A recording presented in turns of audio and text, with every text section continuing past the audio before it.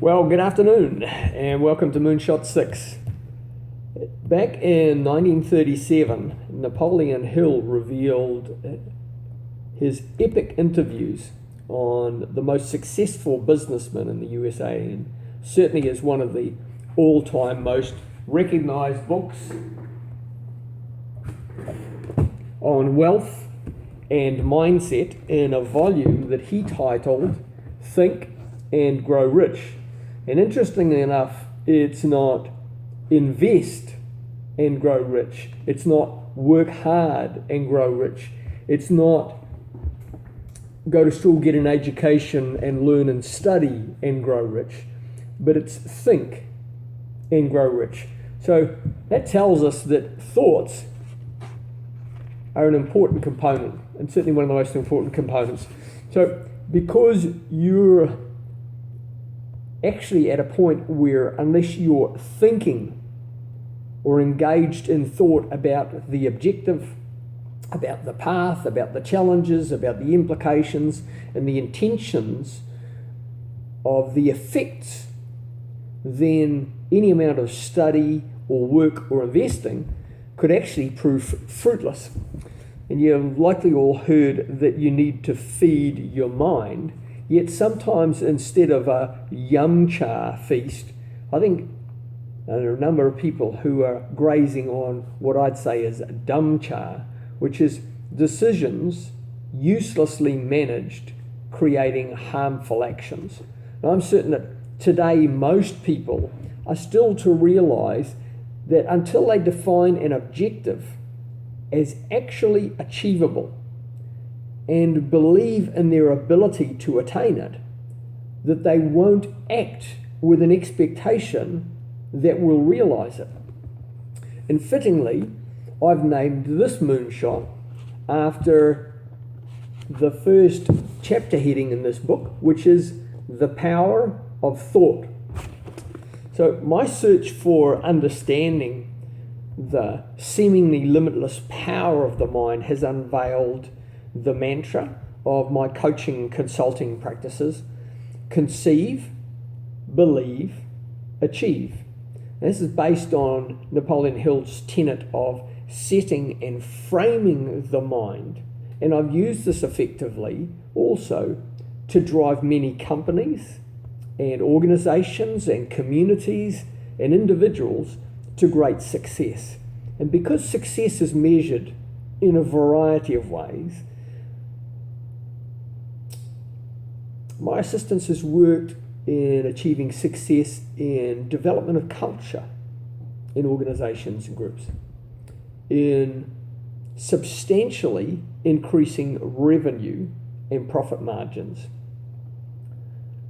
in achieving market positioning and branding and expansion of value, success in personal growth and in performance, success in simple things like how to make smarter decisions through mind processes, and success in realizing how to change one's life daily to escape years of suicidal depression and medication through simple yet effective mindset activities.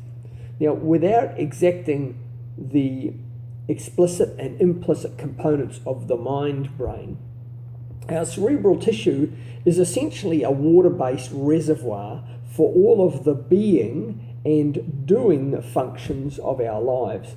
And our systems of rhythms, of breath and cognition, of decision making, of digestion, of emotion, of movement and sensations are regulated with highly sensitive compartments, replete with energetic network of living neural connections that are constantly progressing and evolving with growth and destruction.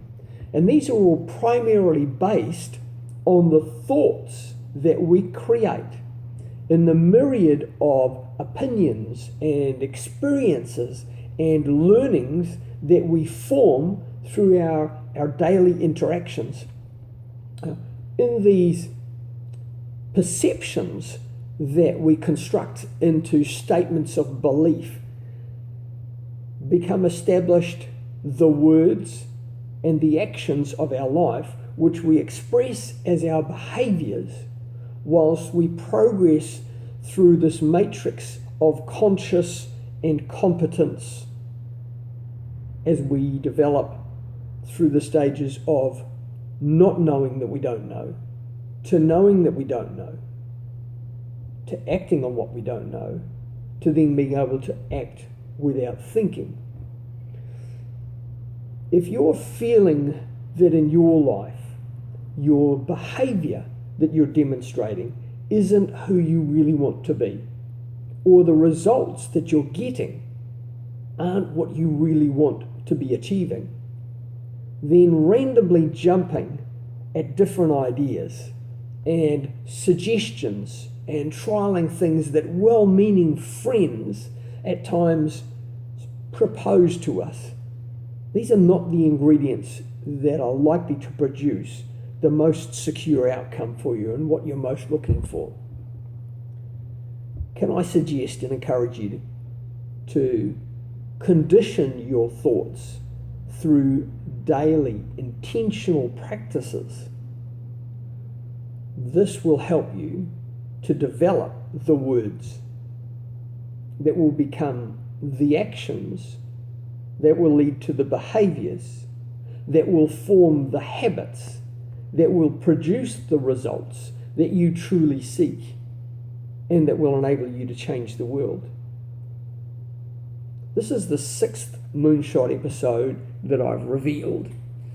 And some of you have asked where this title or phrase Moonshot came from. So ever since Adam, I believe that mankind has looked into space, into the stars and into the moon, and thought about maybe going there, or at some point somebody did. And for most of my life, mankind has pushed boundaries since that landing on the 20th of July in 1969. And there are a number of people still struggling though, despite our ability to go to outer space and to land on another planet. People are still struggling with limiting and restrictive thoughts and behaviours.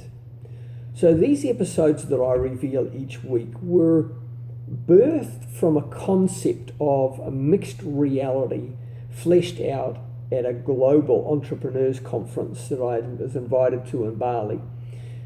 And there, part of my internal refreshing was to be reminded that the gifts and the experiences that I have do not belong to me. They're not mine. I'm merely entrusted with the responsibility and the accountability to learn from them and share them so that others don't have to endure frustration or anxiety or pain or loss that they currently are, and indeed can identify a pattern of hope to move confidently forward on in their life.